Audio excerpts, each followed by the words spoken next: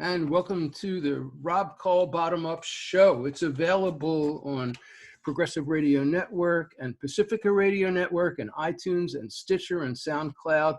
The complete archives are available at opednews.com/podcasts. And my guest for this show is Chris Vogler. This is the second half of a 2-hour interview because we just couldn't fit it all in. And I'm a big fan of Chris and his book. The book is The Writer's Journey. And Chris is a screenwriter, a story analyst, an actor, a consultant, including working on Disney's movie The Lion King. And his book, The Writer's Journey, a practical approach to using mythic ideas, is inspired by Joseph Campbell's ideas about the hero's journey and Carl Jung's ideas about archetypes. It's in its 25th anniversary edition, just coming out in a couple days. It's a brilliant book. If you're a writer, it's an absolute must read, but it's really a read for anybody who is going through changes in their life, anybody who wants to change their life, because what it does is it puts in plainer English, an easier to understand process, the idea of the hero's journey. And the hero's journey is a concept, is a myth that exists in every culture, thousands of cultures. Campbell described it as the hero with 1,000 faces because of that. And so in our previous interview, we talked about the basics of the hero's journey. And now we're going to get into some more different areas. Chris' book, here's this is the preprint of the book, The Writer's Journey. And Chris really takes the idea of story, because the book is about how to make a better story, how to apply the idea of the hero journey to the story. He gets into a lot of different ideas. So let's start with talking about shamans, okay? You have a whole shtick about shamans, so talk about them. Yes, this is a way into understanding and trying to get back to the origins of things, because that's one of my biggest principles. As a researcher for Disney and all the different jobs I did in Hollywood, I always tried to reach back to the sources and to get to the earliest versions of a fairy tale, if that's what we were working on, the earliest draft of a script, to see a little bit of what was the original intention. And I think that shamanism, this worldwide practice of selecting members of the tribe or the society to be intermediaries between the spirit world and the ordinary world of human beings, is something that really played a role in the development of storytelling, because the shamans were creative people, along with other aspects to them. They were healers. They are called in the studies of this area the wounded healers, because shamans often are singled out because they have some kind of wound, and that prepares them to be good intermediaries who travel back and forth between the worlds. And one of their contributions to their tribe is to bring back their visions that they've seen in the other side, to share with the rest of the tribe in some form. And that form often takes the form of a story or a dance or a ritual of some kind, but there's almost always a narrative to it. So I think that shamanism was one of the things in our background that guided us eventually towards what we now think of as entertainment, but had a vital role in the past in educating the young and giving orientation, especially in times of crisis. Now, shamans have spirit guides. They have spirit guides, yes. That's one of the characteristics. Shamans are selected in the first place because usually there is some trauma, or they're just different from the beginning. But one way or another, they're sort of singled out as unusual members of the tribe who have abilities not everyone has, or interests not everyone has, to go and speak to the nature forces, to open up communication with animals and plants and with the clouds and all different aspects of nature. And a part of that is to acquire a relationship with an animal that becomes your particular spirit guide. And of course, in some tribal societies, everyone eventually develops this kind of a relationship, but it's especially strong with the shamans that they enter into a partnership with some animal or perhaps a tree or a spring or some force of nature that can open up to them and communicate and give them messages that are of vital importance for the entire tribe. So are storytellers modern day shamans? Are Steven Spielberg or James Cameron shamans in today's world? Yes, I think we can use the term a little bit loosely. If you want to be strict about it, you can say, no, they're not, because that is a traditional role in traditional societies. It's also a professional function today. There are professional shamans in our society who undertake to study all these things and to go through a rather rigorous course of training and a set of steps they have to go through to establish these communications with the spirit world.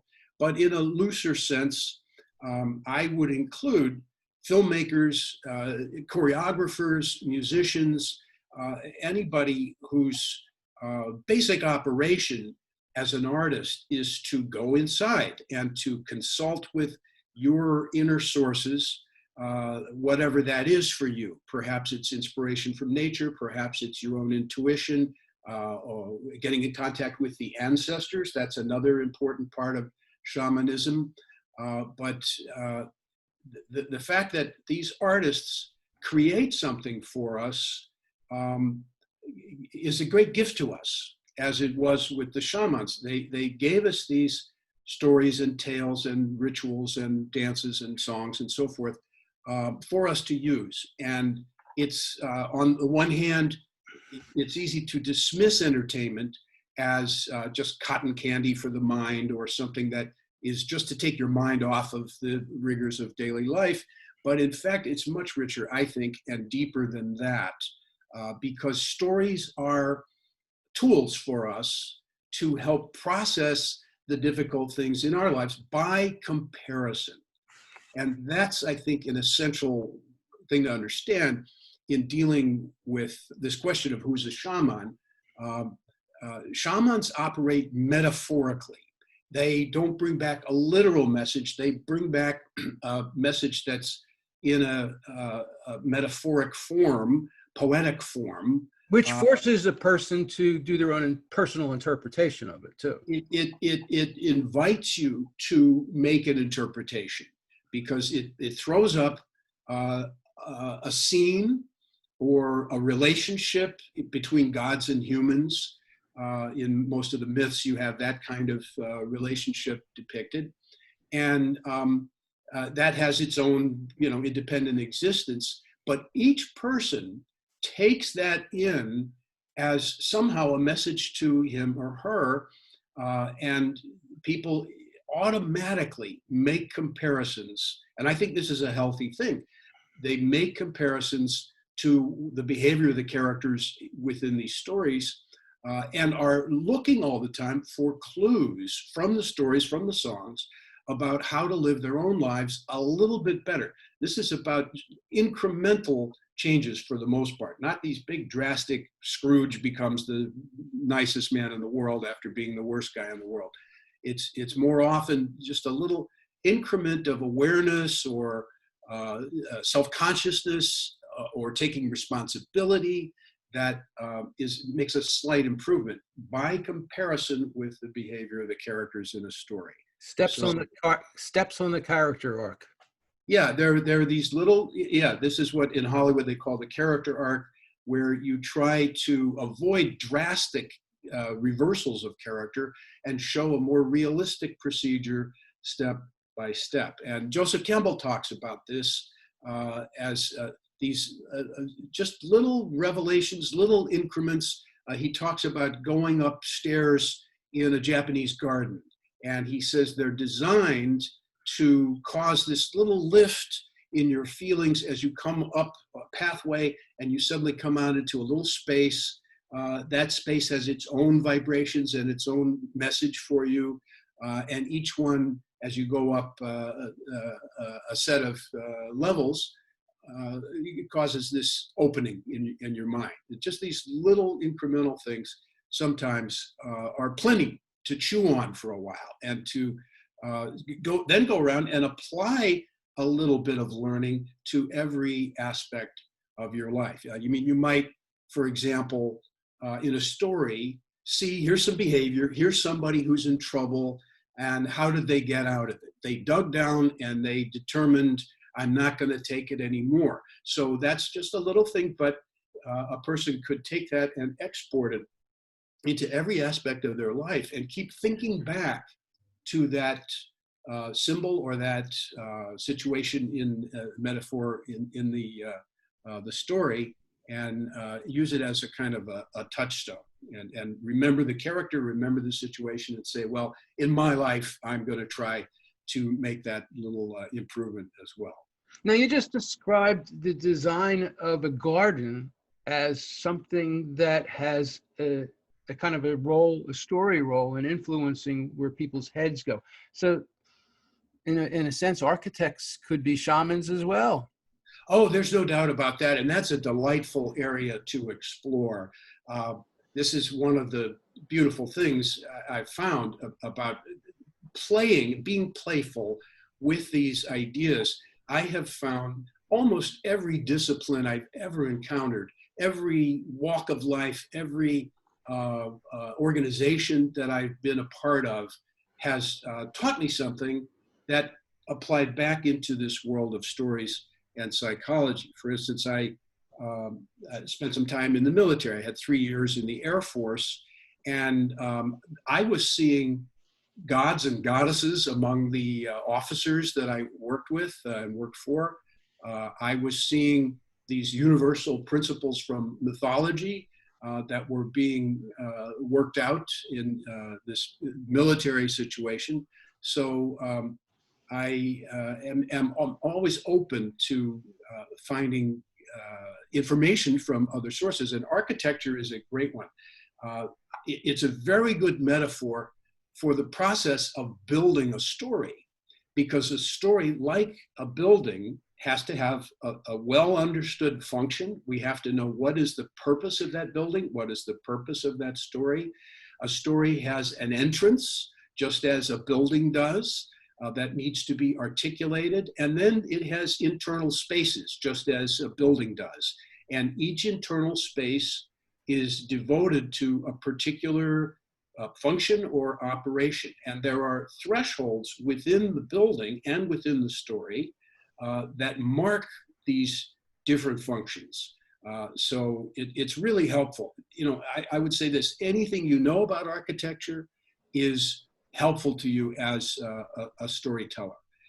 Anything you know about music is transferable into improving your knowledge of story. I wish I knew more about music, and I don't play any instruments, but I can certainly see these structures in music and find many, many parallels there, and with architecture as well.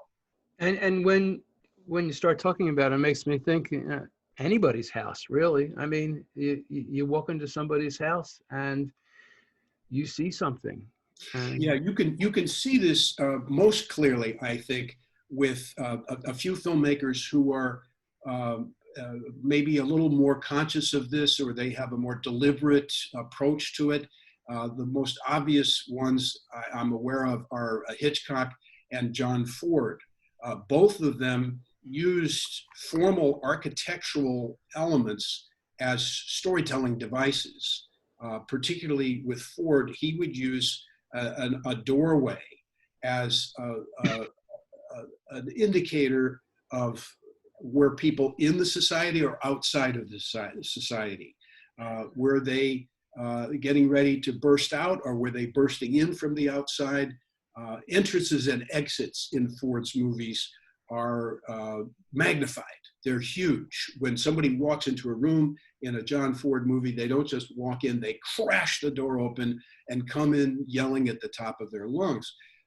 So he emphasizes these things. And then Hitchcock does it with all kinds of architectural elements, like going upstairs, going down hallways, going down into pits and dangerous places and up to dangerous places. He uses all those things as formal elements because he knows the triggers work on human beings, that we know something's different when we go from one room to the next. And everybody's had that experience where I want to get, I have to find my cell phone charger. So I leave the room to get it. And by the time I'm in the next room, I just crossed a threshold, I just went through a door, and for some reason, I can't remember why I'm there. What was I going for? Because the rooms are so different in their function that it sort of erases that short-term. But this, I think this also applies to just the way people design their living spaces as well. I mean, I look behind you and you've got some really interesting art behind you. And more interesting than most of the people I interview. I mean, most people have bookshelves or a painting, one painting. And it makes me think that, you know, when somebody walks into my house, what are they seeing? What am I telling them by that? And I guess that's, you know, part of it is, you know, I just want to have a house that I'm comfortable in and that I enjoy. But then another part of it is, what is the message? How do I affect a person? I mean, what you just said was that that an architect can change a person's mood and attitude by creating a structure, by taking a person from one place to another. And I'm just trying to play around with the idea of how much a person can do that in their own personal lives, in their own home. Yeah, I think there's a body of thought about this that says that a house is an externalized expression of your internal state, and that the sort of periodic rearranging of things in a house is a wonderful way to set you up for emotional changes or spiritual changes. And I am a big believer in some very simple, basic values or systems. And among them are just the household tasks of things like sweeping the floor and picking up things and organizing like to like, where, you know, all the pencils go on one side of the desk and all the paper goes on the other side of the desk. These simple operations actually are quite profound and are universal. And they really like, I mean, in terms of writing a story, and most of my writing is nonfiction, but you know, I wrote a piece yesterday about I don't know even how I got into it, but I wrote a piece yesterday because I made myself some pizza and I wanted to put some kale and arugula on it from my garden. So, but I go out and I pick the kale, and then there are little specks, you know, little holes in it from the bugs and little worm holes, worm trails in it. I don't want to eat the worm trails or where the holes are. So I pick through my kale and I eat around it, and I tear it up into pieces, and then I can put it on my pizza. And I wrote a piece about how I do the same thing with the mainstream media. And but you know, it's such a routine thing, picking some food from the garden, and so in a sense I had a lot of fun writing that piece and taking a couple photos and putting them together, and so what you just described is a way that any writer can really take the kind of routine things that everybody does and turn it into something that connects people more, because you know, good writing ties people to the main characters or to the important characters, and great writing puts people into hypnotic trance. Yes. I have it's a little bit of advice for writers, which is the beginning of a new work, especially when you're sitting down to do even a new chapter within a longer work. A really good practice is to just sweep the desk clear as if it were an altar on which you are going to perform some rituals and make some sacrifices. And as in ancient religions and modern religions too, you want the altar clean. You don't want a stack of old receipts on the altar. You don't want yesterday's pizza on the altar. You want the altar completely sparkling clean. And then you take one object or one idea and place that in the middle of the altar. And I will look for some object around me, a stone or a flower or a photo of someone I'm thinking about, and I'll place that in that special place. I'm looking at my bookcase because it makes me think of Mircea Eliade. Yes. He wrote the book The Sacred and the Profane, and what you're talking about there is clearing out the pizza, the profane, and creating a sacred space within which to work. I love that. Yeah, it makes so much sense. Yeah, and there you are taking the controls over some vibrations that are created. If you have a messy desk, I'm looking at mine now, and it's incredibly complicated just visually with many projects and hobbies and false starts and so forth.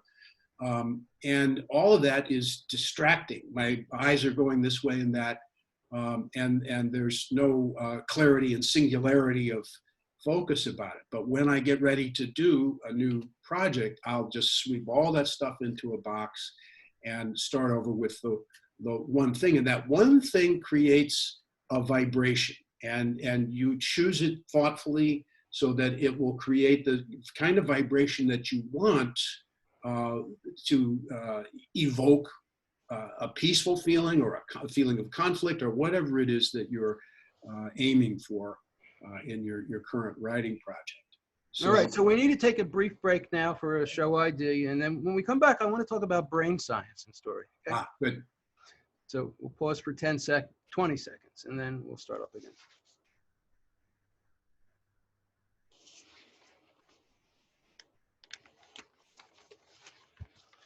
And my guest for this show is Chris Vogler. He is a story analyst, actor, consultant, having worked with Disney's movie The Lion King, and he's the author of the best-selling book going into its 25th anniversary edition, The Writer's Journey.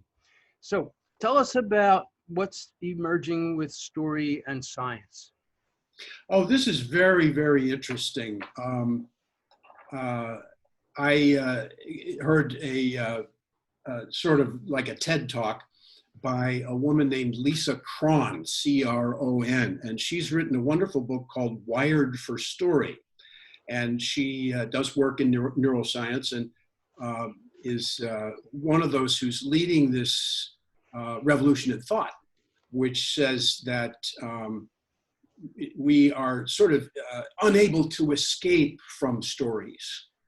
That stories are so hardwired into the nervous system that we don't realize it. We don't realize how pervasive they are. We don't realize how much we use them as tools to understand anything new in our environment. We always try to make a story out of it. And I think one of the most interesting things is the idea of mirror neurons, which is an emerging thought that when we see some behavior, let's say even stick figures of someone being helpful, helping someone across the street or rescuing a little bird or something like that, we react as if it were happening to us. The organs of the body respond almost as strongly as if it were happening to us. And this is more dramatically noticeable when the behavior of the stick figures is drastic. And this sort of thing is not triggered. These mirror neurons that fire if somebody's, a monster is about to eat them. And again, just with stick figures, we cringe. You don't go through the full movement, but the little micro movements of flinching are triggered. And this doesn't happen when the stick figure is devoid of any emotional content. If it's just a stick figure walking across a screen, it doesn't mean anything. And so the brain just goes, some lines are moving. But as soon as a stick figure hand reaches out to help someone, we rush to these brain centers, these neuron joinings within the brain, and they spark as if we were actually reaching out a hand to help someone or someone was helping us. And tie that to story and the hero's journey. I'm sorry, how's that? Tie that to story and the hero's journey. Well, yes, and I think this is what goes on. Anytime you tell a story, you are activating on behalf of the characters or in definite sympathy with them, the same kind of reactions in yourself. And it's partially a mental thing that I can imagine myself in that situation, or I've known people like that and I'm sympathetic to that, or I never thought of that. I never thought of that behavior before. I've never seen that before, and it's shocking. But you are unconsciously experiencing it as if it were happening to you. And this is the beauty, I think, of the hero's journey idea, is that even though it's sometimes talking about otherworldly things, supernatural beings with powers nobody could ever possibly have, we still react as if it were happening to us. And now, I can throw in a little bit more about Sure. mirror neurons too. I interviewed Franz de Waal, who is one of the world's most noted primatologists, and we talked about it. It's in my book, Bottom Up Revolution, too. Mirror neurons are what give us the ability to have empathy. Yes. And what de Waal explained to me is they go back 200 million years, way before there were humans, maybe before there were, I guess before there were primates. Mm-hmm. They go back to when the first mammals were lactating, because a mother needs to be able to have the kind of empathy that's needed so that she can pay attention to her young. Yes. So this is a really old, very old, deeply genetically, evolutionally embedded experience. So when you tap it, when you touch somebody, when you activate their mirror neurons, you're really going not just up here, you're getting down here. You're getting into people's hearts, and that's that's when stories get powerful. This reminds me of one of the classic myths, the story of Theseus and the Minotaur. And there's an element within that which is called Ariadne's thread, because in the story, Theseus has fallen in love with this princess, Ariadne, and he has come to Crete to undo an evil practice. There was a monster inside the labyrinth, that it was fed sacrificial victims, and he wants to get in and kill this monster, the Minotaur, half human, half bull. And it's a doomed enterprise, because you can't go in there and face this thing. You'll get lost in the labyrinth, in the maze, or the monster will eat you.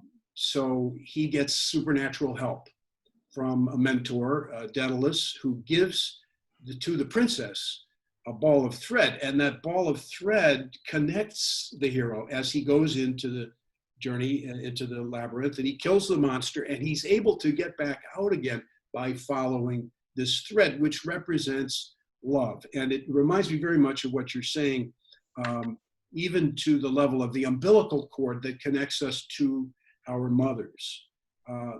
Many people theorize that the umbilical cord is a kind of a supernatural thing, in that we still feel the connection. Even long after we've become adults, we still feel a tug of connection to our mothers, and then also to loved ones, and even to organizations. So you're talking about connection. Yeah, about connections. And one of the theories about sociopaths and psychopaths is that this natural bond that keeps us from going too far, from doing unwholesome behaviors, from harmful behaviors. We're restrained from doing that by bonds of affection with the rest of the human race. But with a psychopath or a sociopath, Ariadne's thread has been cut very early. And so they never felt or that original feeling of connection to the mother was disrupted somehow. So they don't feel anything, and there's nothing restraining them. The Ariadne's thread, I think, is like a rubber band that keeps pulling you back. When you say, I don't like anybody and I hate everything, or I hate myself, something often will, we hope, will pull you back to the rest of the human race, to your connection to everybody else. But with a sociopath or psychopath, that's been severed, so they don't have these feelings. So that's one aspect of this myth. So what Daedalus gave to Ariadne was a mystical form of connection. Yes. Yeah, that's how I see it. I don't know if he had that in mind when he did it, but it certainly was transformed into that, because she was sending a message down that cord, as it twisted around in there. She kept tugging on it, and every time it would tug, he would feel it, the hero would feel it inside and go, she's still there. She still cares. There's somebody there who wants me to get out of this alive. And that was the thing probably that got him out. I mean, I've read about some people who go to extremes in exploration, for example, like Robert Peary, who went to the North Pole. There's dispute about who was first there, but he certainly went as close as anybody could get. And many times he despaired and felt like there was no point and I should just lie down on the ice and die. But he had a little lock of his daughter's hair in a little packet that he wore around his neck. And every time he was at that edge of giving up and just dying, he would clutch that, and it would remind him, and it would pull him back. So love sometimes has that power for us. So I'm real interested in connection.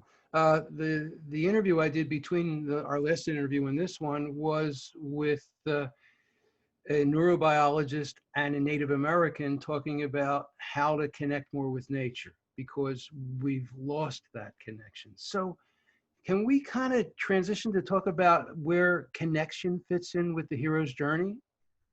Well, yes, I think this is one of the values of movies and stories, is because they have this ability to connect us.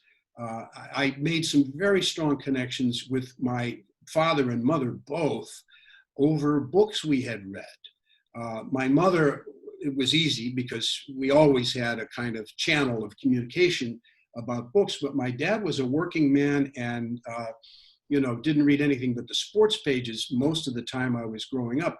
But after he retired, he became kind of a good literary critic, and he started sending me books saying, this would make a good movie. And I would say, yeah, Dad, that's great idea. And then I would see Disney bought this book and is making it into a movie. So my dad turned out to be a good Hollywood executive type. He made good calls, and it connected us.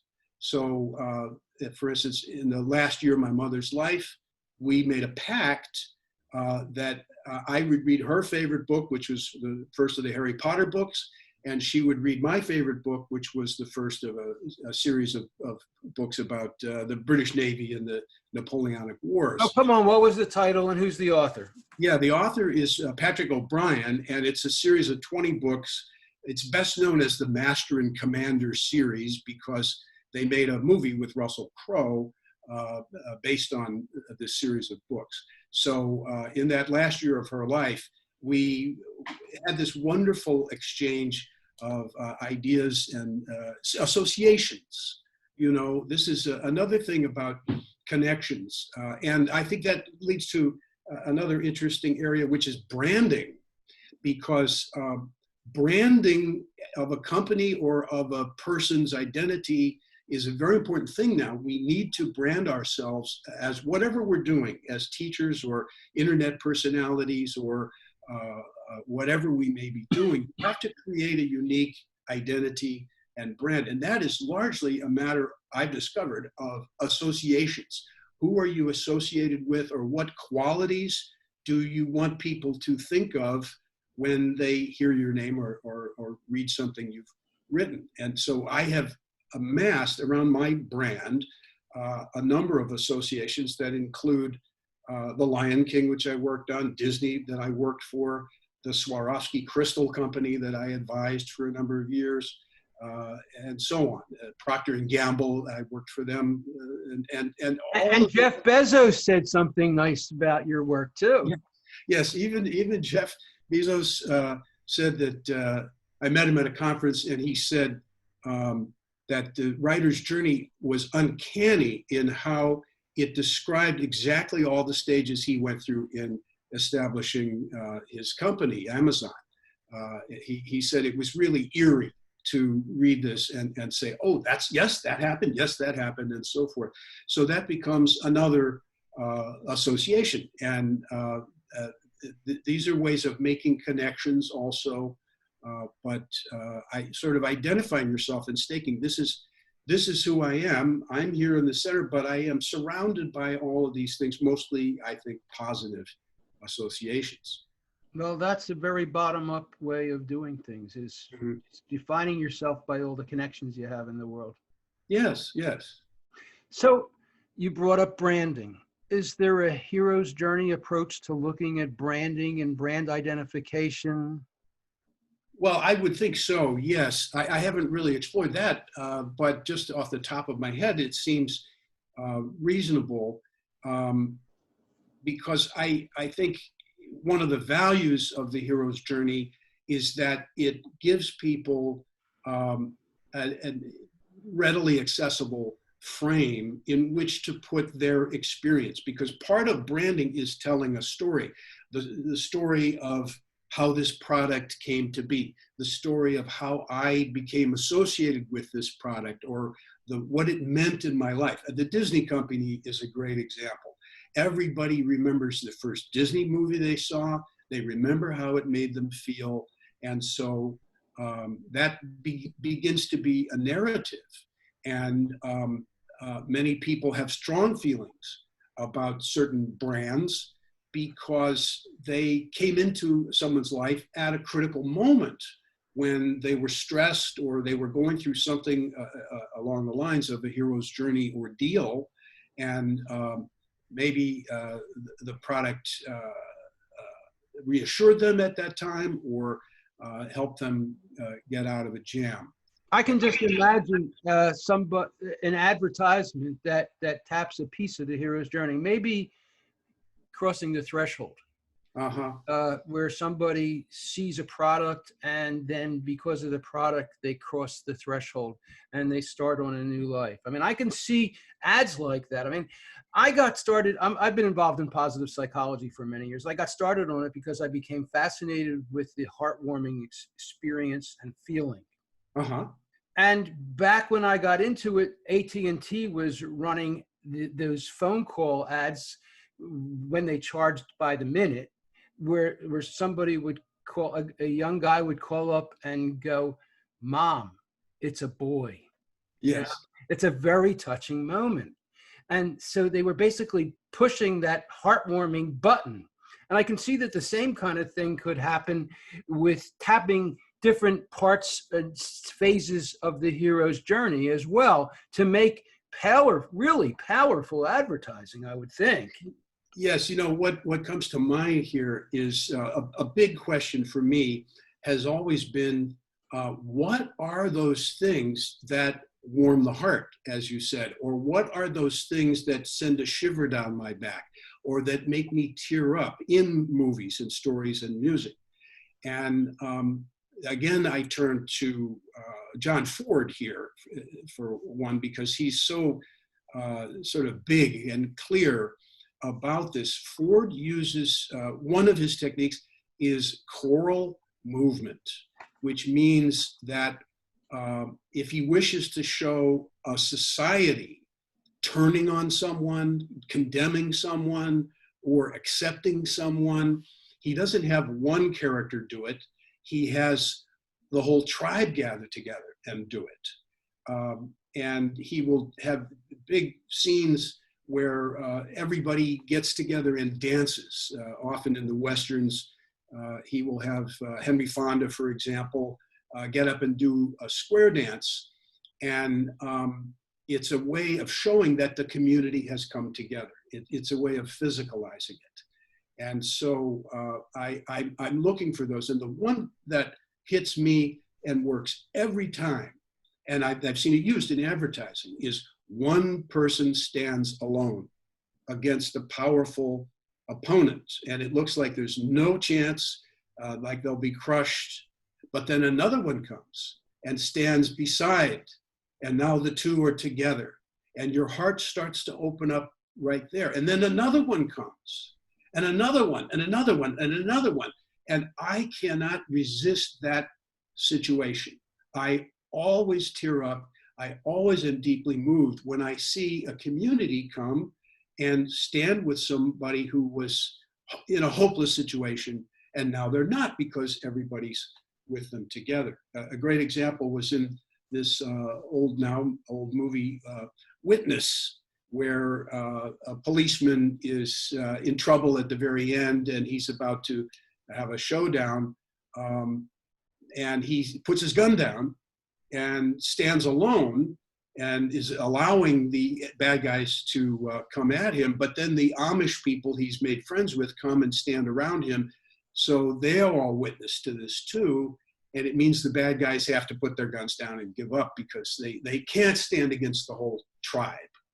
They could get rid of one guy, but against a whole united people, the bad guys don't stand a chance. So I just find that tremendously. And then I'll give another example in what at one point was the best-selling movie ever in the world, Avatar. There's a scene when the hero goes around and recruits everybody when he's flying on this giant dragon thing, and they're all coming together. And you see them becoming enthusiastic parts of that whole. And you see the enemy reporting, hey, they're getting bigger and bigger. And then they're starting to be in trouble. So Awa, the force of nature, unleashes all the animals in the world to fight for the world. So that's a great example of it too, right? Yeah, and I think that the reason that things like this operate so strongly on us is that it fulfills a wish that we have. I mean, I'm feeling it just as we're talking about it. I'm feeling physiological reactions in my body to just even discussing it as an abstract intellectual thing. I still get these physical responses because I wish to be part of something. I don't want to be alone. You know, sometimes I do, but most of the time, once I've had my taste of aloneness, I want to feel like I'm part of something. And so this is one of the things that makes the COVID situation so powerful and drastic for us, is that it's squeezing us and making it much more difficult for us to experience that feeling of I'm in a big crowd and we're all yelling for the team, and you know, that particular wish is thwarted right now. So we have to find other ways to be connected, as we're doing right now. And in the hero's journey, what's the part of the hero's journey where the people all come together? Well, that often is after the hero has separated, because separating and going alone for a while is essential to understanding that journey. There is, in almost every story, there is a moment, usually somewhere in the middle, where the hero just absolutely has to go alone into the unconscious, or to face the demons, or to go into the underworld. His own shamanic trip. And you're on your own shamanic trip, and you can't bring your shaman with you. You have to become your own personal shaman. So at some point, you leave your therapist and your advisors and friends, allies behind, and go alone. And then come out of that bearing some new knowledge. And then you go around and reconnect with the rest of the members of the team and sort of analyze. After the central event of what I call the ordeal, there is a phase called reward, and that often is a collective scene where the hero climbs out of the hole and rejoins with everybody and breathlessly says, I've discovered the answer, I have the solution to our problems, and shares it with everybody else. And so everyone is nourished and then ready to go on and implement it into society to make it part of their daily lives. All right, so we need to take another break now, and then we're going to come back, and I want to talk about the audience contract. So, great. Brief break.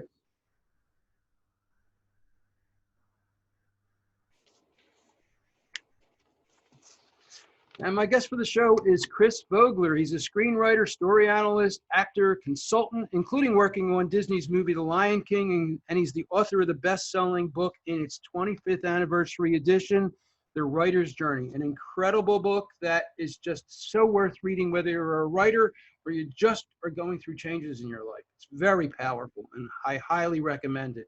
So you talk about the audience contract in terms of an entertainment, sensation, places, stars, novelty, fulfilling deep wishes, including wish granting, fairy godmothers, wizards, genies, capturing the zeitgeist. We talk about the contract that a writer has with the viewer or reader.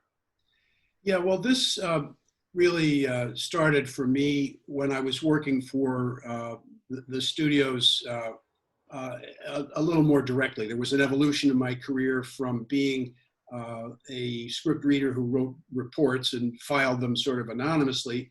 And then later I became more of an executive and was in the meetings and dealt a little more directly with this kind of thing. And I became conscious of a responsibility that we had to fulfill some kind of a contract with the audience to satisfy them. I kept writing that in my reports. I would say that the script has many wonderful features, but in the end, it's not satisfying, or it doesn't satisfy a certain contract with the audience, which might be, for instance, you promised me a big shootout between good and evil, and then we never got it. So that contract, in that case, was broken. So I started looking for different ways to satisfy the contract. And at first I thought the hero's journey was fine. That's all you needed. And it is good. It is one of the ways that you satisfy that contract. And I think it's hard to avoid. It's probably going to be present in some form in any story you tell. But I learned there are other ways, and you mentioned this list of other ways to please the audience or give them something back for what they gave you. This is the essence of it, is I realized that focused attention was the rarest thing in the universe these days, because people are so scattered and they have so many things coming at them, demanding their attention, that it's a kind of a miracle that people can fence all that off for 2 hours and just look at one screen. And so what you are asking as a storyteller, what you are asking of the audience is a big ask. Look at me and only me for half an hour or 2 hours or whatever the length of your story is. And so they're giving you something huge, which is their time and attention. So you better give them something back of equal value. It has to be really big. You have to give them not just a little diversion, but something with meat on the bones, something with nutritional value. That was a dismaying thing to me when I worked for the studios, is it began to seem, at certain places, it seemed like an assembly line, and it was just cotton candy going by with no nutritional value. And every once in a while, as if by accident, some nutritional value would fall off the shelf and get into the mix. And they wouldn't stop the assembly line to take out the nutrition, but neither would they put it in deliberately.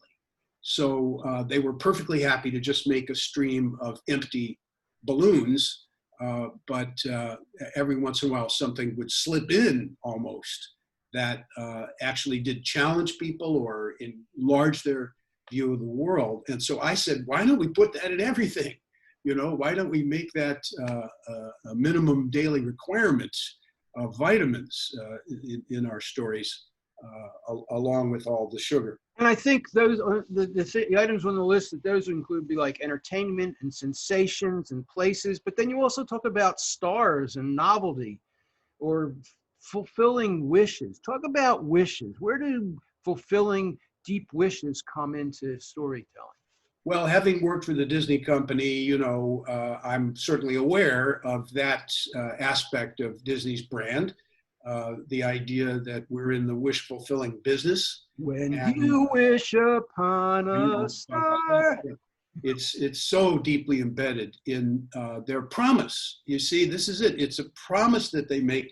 If you buy into the Disney brand, we will give you this sensation of warmth and feeling. I did a workshop once in Europe on brands, and there were many brand representatives or experts in it from European companies like Gucci and Mercedes and big brands, and I represented Disney in this, and they asked me, well, what is the essence? Because every brand has to know one word that it's really about, quality or luxury or whatever it may be. And I said niceness, that Disney presents the promise that somewhere there is this world where people are nice. And somewhere there is a Mickey Mouse who is infallibly always going to be kind and nice. And this is a wish that people have, that there would be one place in the world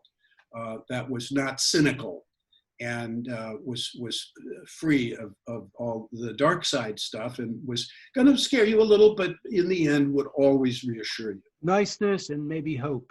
And hope, yes, that's true. Yes. Yeah, I like that. That's great. So those are gifts that we can give to our audience to try and pay them back for their time and attention. And you use the example of Rumpelstiltskin. Yes. Describe wishes. Yes, we worked on Rumpelstiltskin, exploring it as a potential feature film, animated feature film idea, but it was a big eye-opener to me because there are wishes all over it. The little girl who's trapped in the room wishes to get out of the room, and that wish is heard by the spirit world.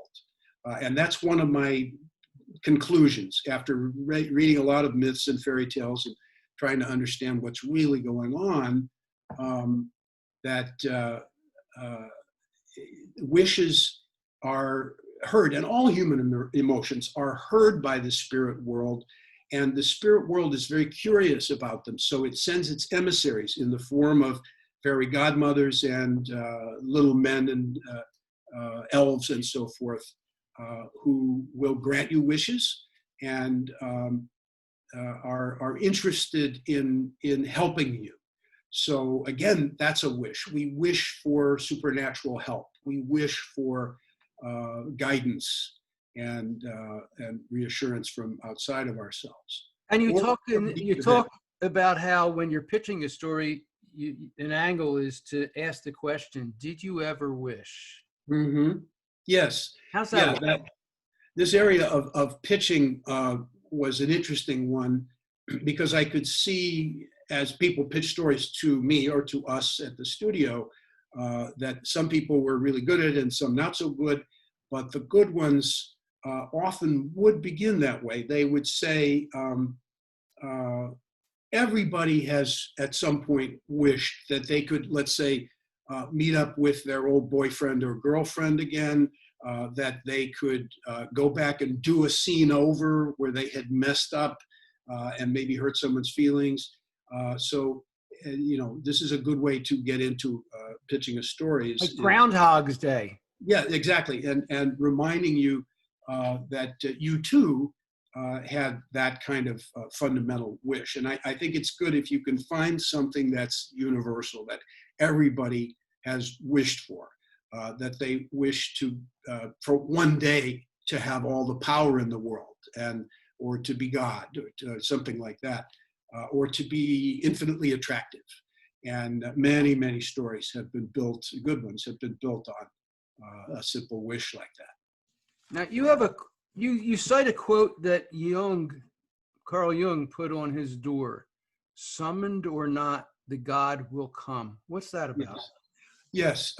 Yeah, he has it in Latin, carved on the door frame of a little playhouse that he built, because late in his life he actively entered a childlike phase where he started playing with toy soldiers again and making little castles out of rocks at the side of a lake.